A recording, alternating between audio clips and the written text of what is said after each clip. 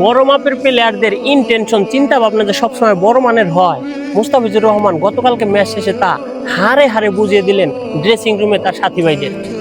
গতকালকে ম্যাচ শেষে যা বললেন একেবারে জাস্ট ওয়াও, আগুন। আপনারা না শুনলে বুঝতেই পারবেন না। আসলে বড় মাপের প্লেয়ার দরকার আছে।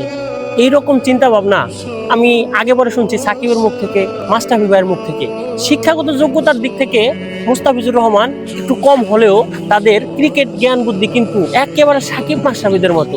জাস্ট ওয়াও, কথাগুলো শোনেন মুস্তাফিজুর রহমান মুখ দিয়ে কি বের হইলো কালকে ক্রিকেট সম্বন্ধে। মুস্তাফিজ সবসময় কথা কম বলে বলে এই না যে সে কম বোঝে, সে যেটা বোঝে সেটা অত্যন্ত দেশের জন্য দরকার।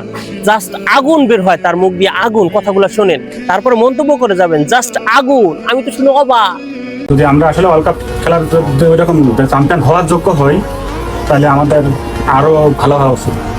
ভালো বলতে ওদের 5টা উইকেট দেওয়ার পরেও দেখলাম ওরা 2জন রান করছে, 60-70 রানে ওরা 5টা উইকেট ছিল, তারপর ওরা রান করছে। ওরা প্রমাণ করে যে ওরা বড় টিম।